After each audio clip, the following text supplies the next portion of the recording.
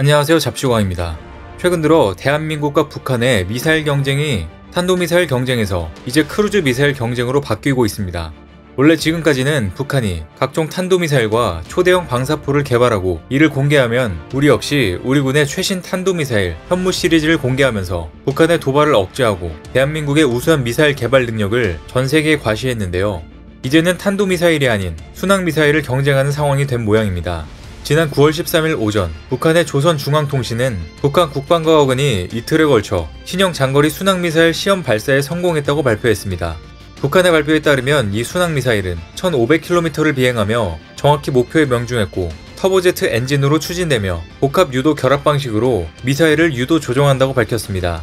하지만 북한의 미사일은 아무것도 아니라는 듯이 한국도 바로 이어 새롭게 순항미사일을 공개했는데요. 한국이 공개한 초음속 순항미사일의 경우 매우 높은 수준의 기술을 담고 있어 많은 사람들을 놀라게 했습니다. 이제 대한민국의 적은 북한뿐만 아니라 틈만 나면 우리나라의 영토를 탐내고 시비를 거는 중국, 일본도 다 해당될 수 있는데요.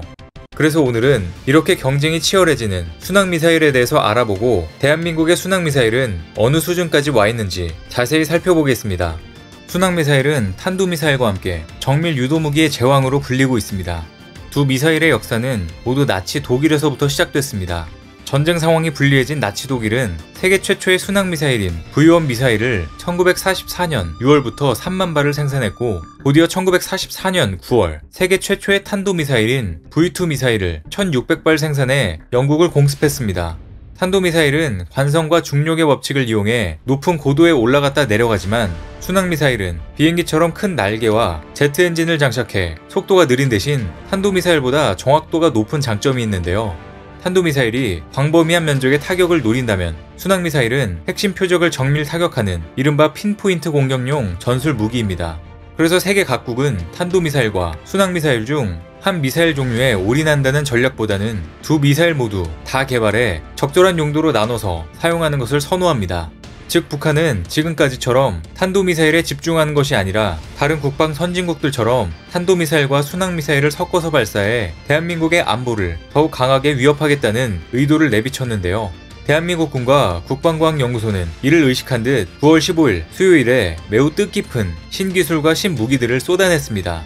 이날 잠수함 발사 탄도미사일 SLBM 발사 시험을 비롯해 공대지 순항미사일, 초음속 대함미사일, 고위력 탄도미사일, 그리고 고체 추진 발사체를 발표했습니다. 이렇게 한 국가가 전략자산급 무기들을 한 번에 공개하는 것은 의미가 굉장히 남다른데요. 이는 대한민국이 이제 자주강군으로 나아간다는 선언이라고 볼 수도 있습니다. 대한민국의 미사일 기술이 육해공 모든 분야에서 세계 최고의 수준의 기술력에 도달했음을 전 세계에 당당히 공개한 것입니다. 먼저 실제로 북한이 이틀 전 공개한 신형 장거리 순항미사일만 하더라도 속도가 여객기보다 느린 마 0.58 정도로 분석됐는데 우리 군은 이보다 최소 2배 이상 빠른 초음속 순항미사일 개발에 성공한 것입니다. 국방부는 초음속 대함미사일 개발에 성공했고 곧 전격적인 작전 배치를 앞두고 있다고 공식화했습니다. 이번에 공개한 초음속 대함미사일은 마 3 이상의 속도라고 추정하고 있는데요. 기존의 군사강국들이 배치했던 아음속 대함미사일보다 속도가 월등히 빨라 적 함정으로는 이에 대한 대응이 불가능해지기 때문에 미사일의 생존성과 파괴력을 극대화할 수 있는 핵심 전력으로 배치될 것입니다. 이번 초음속 대함미사일 공개를 보면 군에서 최근 2020년대 중반까지 마 5 이상의 극초음속 대함미사일을 배치하겠다고 선언한 것도 실제로 이뤄질 수도 있다는 생각이 드는데요.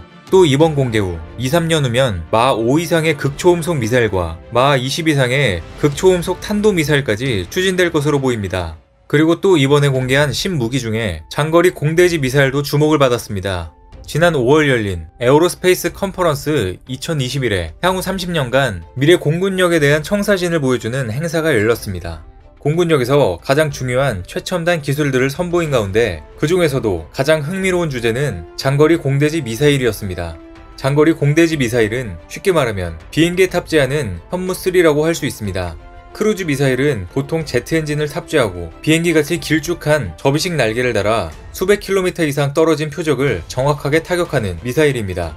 공대지 순항미사일은 소수 군사 강국들만이 개발해 전력한 게임 체인저 전략 무기인데요.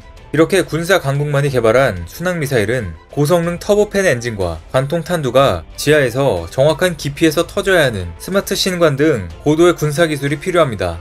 천룡 공대지 미사일도 순항 미사일답게 제트 엔진이 달려있고 긴 날개가 붙어있어 비행기처럼 비행해 정확히 표적을 타격할 수 있습니다.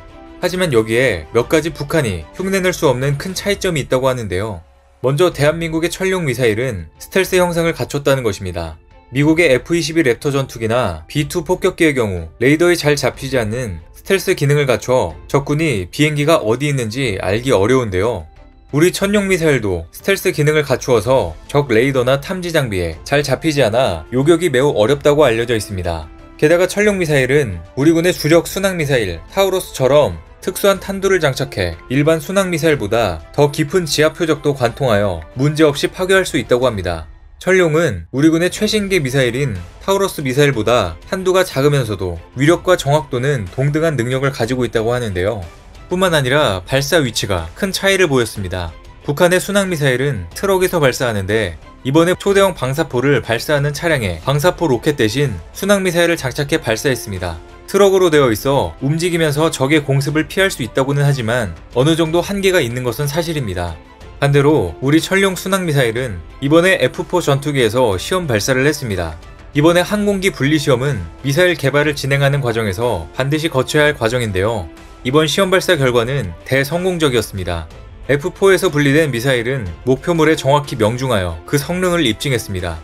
현재 한국 육군과 해군은 현무3와 해성2 등 여러 종류의 국산 크루즈 미사일을 장착하고 있으나 아직 공군은 슬램-ER 및 타우러스 등 수입산 크루즈 미사일만 사용하고 있었는데요. 이는 전투기에 미사일을 달고 쏘는 기술이 매우 어렵기 때문입니다.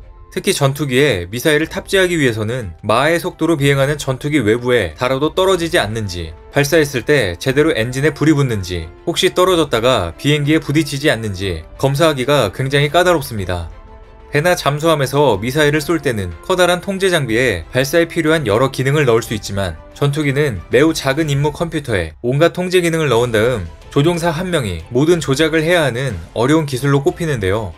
2019년 국방과학연구소와 LIG 넥스원이 함께 천룡 미사일에 대한 탐색 개발을 시작한 지 2년 만에 이런 큰 성과를 거둔 것입니다. 진짜 말도 안 되는 엄청난 속도인데요. 앞으로 120대가 배치될 예정인 KF-21 보라매 전투기와 FA-50 60대의 핵심 공대지 무장이 될 것입니다. 예정대로라면 2026년부터 2028년까지 초도 양산될 40기의 KF-21 블록 1부터 천룡 미사일을 탑재할 수 있을 것으로 보이는데요. 500km 이상 떨어진 적 지휘부를 1m 내외의 오차로 명중시킬 수 있고 지하 벙커를 파괴할 수 있으며 뿐만 아니라 서해 5도에 인접한 북한의 해안대포나 북한 각지의 갱도진지 역시 무력화할 수 있게 될 것입니다. 마하의 속도로 비행하는 전투기는 그 자체로도 속도가 빠르고 자체 방어 장비 및 스텔스 기능이 있어 적이 우리 천룡 미사일을 발사하기 전에 탐지하고 요격하는 것이 매우 어렵고 공격 범위도 지상 발사형보다 훨씬 넓어질 것입니다.